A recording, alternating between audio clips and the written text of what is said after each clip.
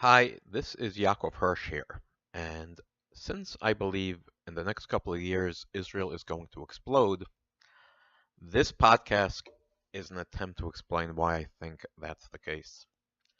So, let me start. Uh, I think the best way to explain why, like I say, Israel is going to explode, a bitter Gelachter, as we say in Yiddish, a bitter laughter, is let's compare Israeli society today to the past. And I'm gonna argue that there's a big difference, a consequential difference um, and that is a big problem. Israeli political culture today. So I'm gonna use an idea of conflict supporting narrative to contrast the Israel of today and the past. What is conflict supporting narrative? If let's say someone gets into when people get divorced, the way, by the time the divorce happens and the couple hate each other, they've have a conflict supporting narrative. The last year of their relationship where they're fighting all the time, anytime the wife does something, the husband experiences this as, oh, as he puts meaning into that act that she did. Oh, she's trying to do this to me again. And the reason why it gets to the stage where they're at the divorce attorney's office is because this conflict supporting narrative has become so powerful that they can't recognize the person that they met however many years ago, that they were convinced they were going to live happily ever after. So you experience their world. You take from the world things that make sense to you, that that helps support the conflict that you, for whatever reason, need. So for our purposes, we're talking about countries, and here we're talking about Israel's conflict supporting narrative. What is Israel telling itself about their conflict with the Palestinians? So I'm going to give a few examples to say what they tell themselves. Why is there this fight going on between the Palestinians? So take Abba Eban, a famous Israeli diplomat. He described the 1967 borders as Auschwitz borders. So he said going back to the borders is similar to Auschwitz. Now think how powerful. Think about when people hear that message, how it resonates, how powerful a narrative that is. Oh my God. Think about if this is a political fight. If one side says, I think we should go give back the territory, and the other side said, you know what giving back the territory is? That's Auschwitz borders, right? So that is a narrative.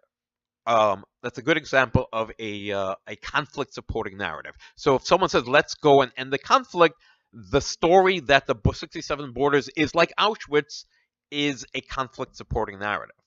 Another example, um, Golda Meir, in the beginning of the 1970s, she famously said that we can forgive the Arabs for killing us, but we can't forgive them for making us kill them.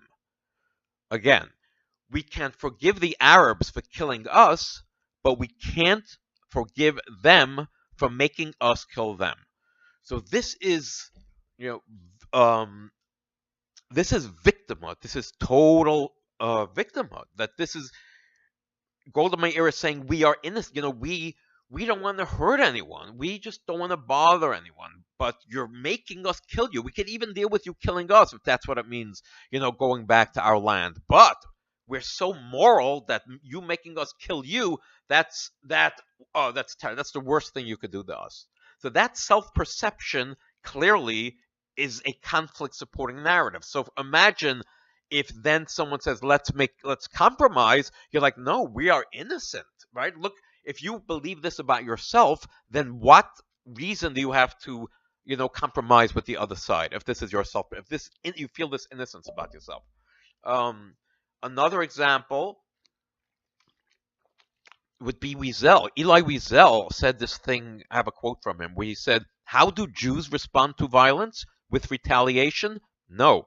When the enemy is mad, he destroys. When the killer is mad, he kills. When we are mad, we sing. So again, a perception, a self-perception of absolute innocence. When we are mad, and what is the reality? The reality is that Israel is occupying another people. They have the power, right? And according to the rest of the world, they are the, they are not the aggrieved party. They are the aggressor here. But yet the perception, the self-perception of Wiesel is that, how do Jews respond to violence? Retaliation? No. When the enemy is mad, he destroys. When the killer is mad, he kills. When we are mad, we sing. Another example. When Arafat was in Beirut, if the Israel invaded Lebanon in 1982 and Arafat was cornered in Beirut, Menachem Begin said he is like Hitler in his bunker. This is the image, he told his people. And so think about that again. They are bombing Lebanon. Arafat,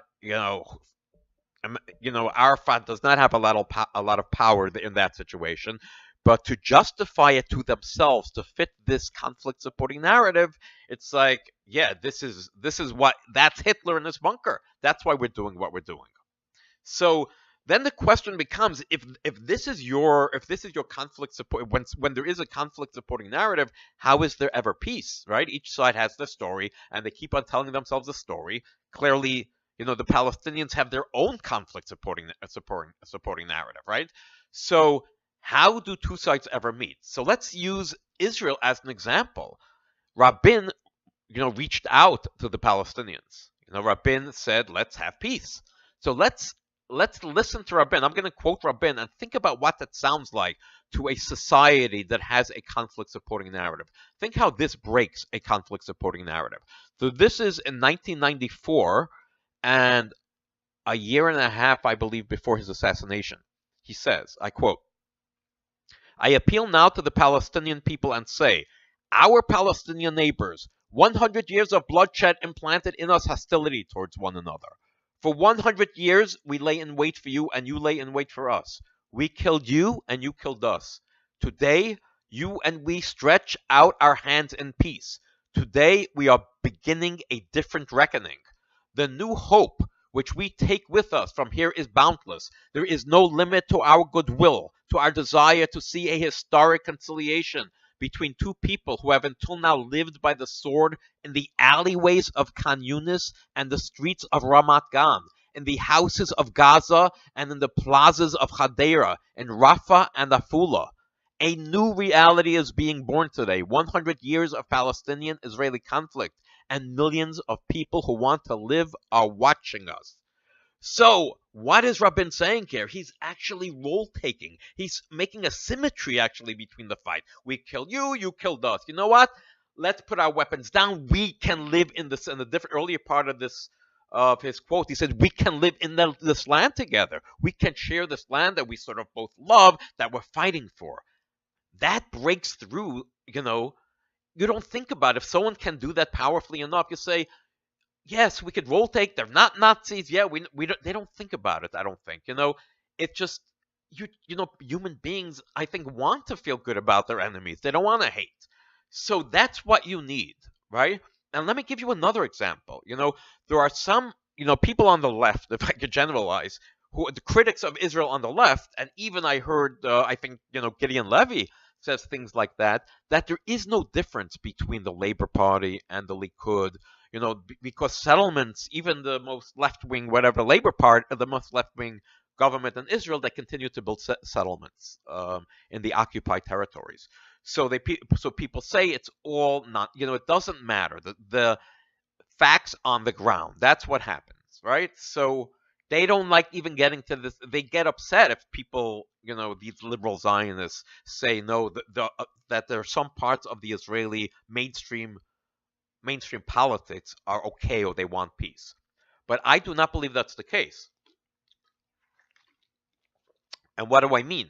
Well, I mean it could be true that I'm just saying I'm describing a different type of political culture which is needed to make peace. The people on the left, the Labor Party, I don't know about the settlements, what the story is, but when you listen to them, the way they speak, the way they think about the Palestinians, their conflict supporting narrative doesn't close the possibility of peace.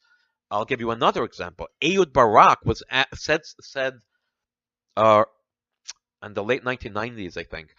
Um, he said if he would be born Palestinian, he probably would have joined some resistance organization. And maybe he even said, what do you think, I would have been a school teacher? Barak is placing himself, the Jewish Ehud Barak is saying, if I, Ehud Barak, was born a Palestinian. Now think about that. That is role taking. That's an amazing thing to do from someone who's in a conflict supporting, with a conflict supporting narrative as ingrained as the Israeli Palestinian one. And he's killed a lot of Arabs, Ehud Barak, and I'm not judging him or not, but I'm sure he's guilty of things, right? Of a lot of things. But listen to the way he talks. He can rotate with Palestinians. Now I want to contrast that to today. And I'm saying that a revolution has taken place. And this revolution does not allow the possibility of changing the conflict supporting narrative, which is needed to have peace, right? Think about Rabin's speech. So now think about the things that I gave examples in the past of what, Auschwitz border and Hitler and Arafat being Hitler. Now let's think about the world we have today, the conflict supporting narrative we have today. So I'm going to give some quotes from Netanyahu and one from Bennett, and just to give a sense of what the Israelis are telling themselves. And I'm not saying all Israelis, but the people who are receptive, the people who Netanyahu and Bennett are talking to here. Like, this is part of a conflict supporting narrative, or we can say a social construction of reality. It's picking things out of the world and saying, this is what's important. This fits into the other stuff is noise. This is signal. This is what these people are saying. So let's listen to them.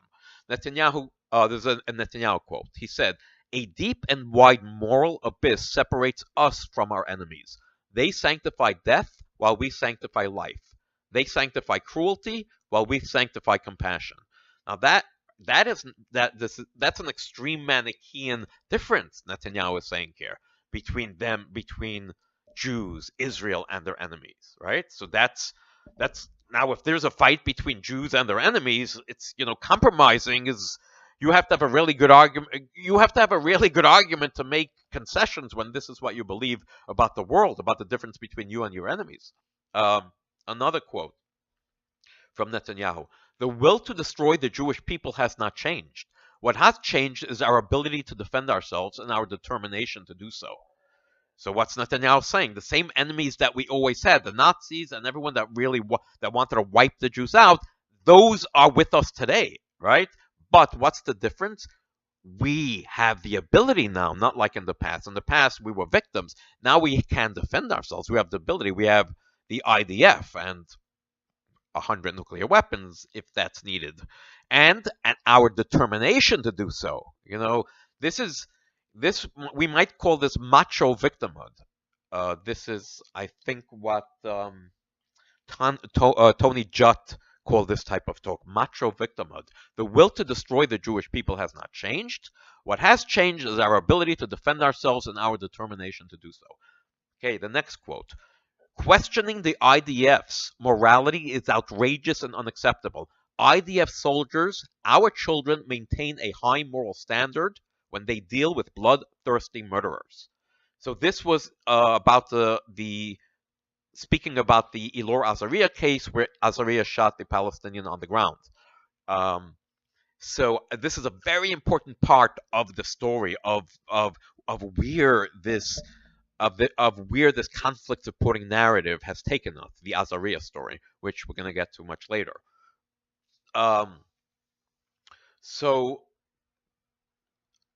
great. So again, Netanyahu is saying that you're questioning our morality, that we shot that there's something wrong with the IDF because Azariah shot the guy on the ground is outrageous and unacceptable. Our soldiers, IDF soldiers, our children maintain a high moral standard when they deal with bloodthirsty murderers. Saying, don't forget who we are and who they are, right? And actually, it's very interesting that Netanyahu says at the end of this statement, he says, um, and I hope the judges take this into account. That and that's the context. This context into account. Something very interesting, like the context of us being good and them being evil. When you judge Elor Azariah. So my argument is this is much further, much deeper, this Manichaean, the us versus them, good versus evil, than we've seen before. And it's all over the evidence of what I'm saying. Okay, let me continue with another quote. Another quote from, oh no, this is Bennett. He says, talk of a murder charge against a combat soldier during a combat operation is a moral mistake that blurs the lines about good and evil. I expect his mistake to be mended. So what he's saying, that they were going to charge Azariah with murder, and he said, and think about the language Bennett is using. We are good, they are bad.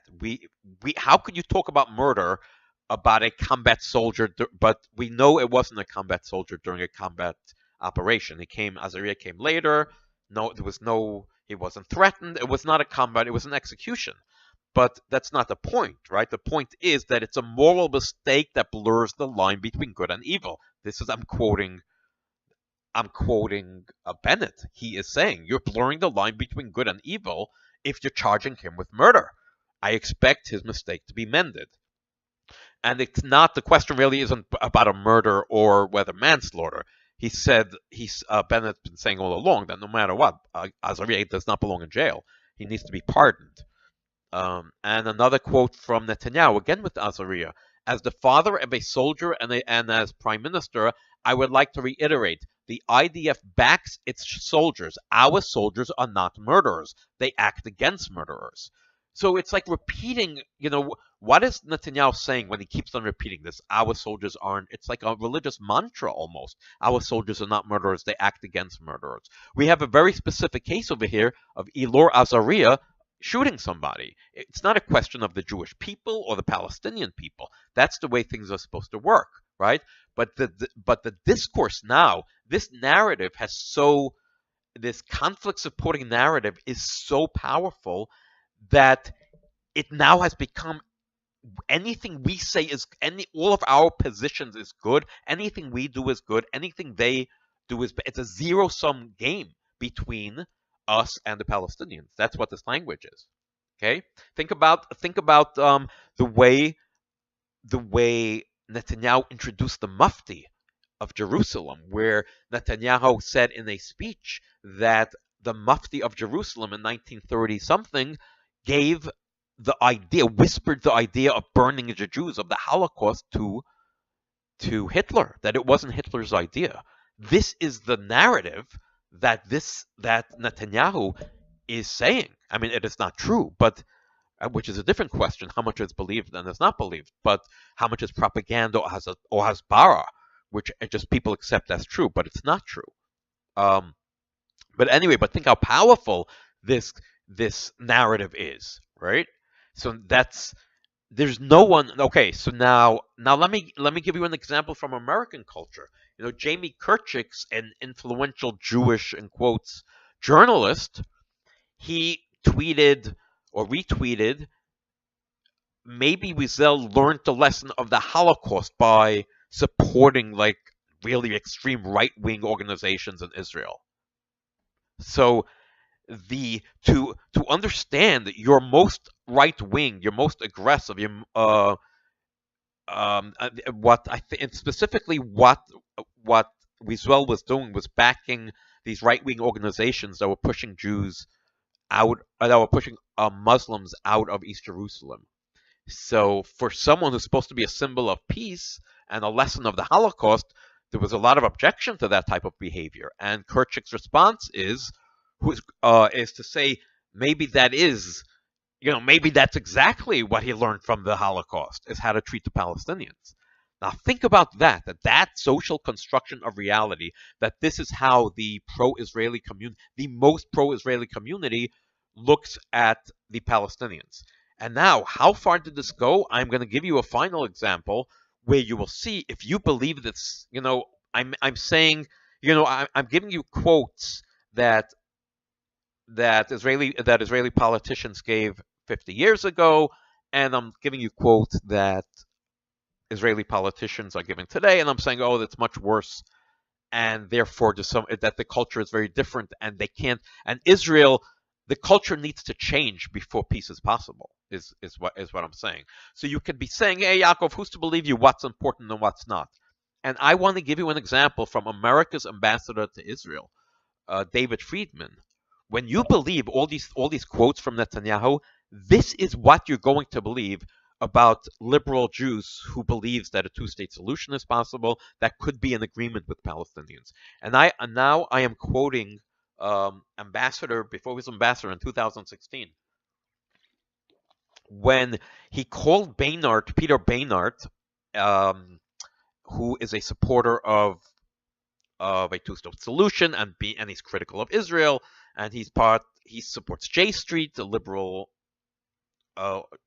pro-Israeli organization in quotes. So he called Beinart a capo, and then he was asked a few weeks later, do you agree that you still think that Beinart's a capo? A capo, and now this is his response. He wrote this article, and this is what he's writing, and I quote, "Finally, are J Street supporters really as bad as capos? The answer actually is no. They are far worse than capos. Jews who turned in their fellow Jews in the Nazi death camps. The capos faced extraordinary cruelty, and who knows what any of us would have done under those circumstances to save a loved one. But J Street, they are just smug advocates of Israel's destruction, delivered from the comfort of their secure America sofas. It's hard to imagine anyone worse." Now, this makes sense, what Friedman is saying. When you believe these things, that Netanyahu, that this social construction of reality, or this conflict supporting narrative, if people on your side suddenly starts, believe you can compromise with the other side, who we believe are worse than Nazis, right? Then your people are the worst traitors, are worse than capos. They just want to destroy Israel. So this is what I'm claiming has changed to such a degree that now the this that now and Trump is going to push his ultimate deal, and this is what he's going to be up against. He's going to be up against the people, who believe this about the world, that you cannot. It's not about Netanyahu agreeing, okay, let's agree to a two-state solution and join labor parties. That's not the way the world works. When people believe that that the Palestinians are just thinking about wiping the Jews, pushing the Jews into the sea, and the lesson of the Holocaust is, as Netanyahu says, we've determined to defend ourselves now. Think about that. There can't be any compromise unless that's changed. And so my next podcast, if that's what this is, I'm going to describe how this happened. How did we go from Rabin's speech to the Israel of today?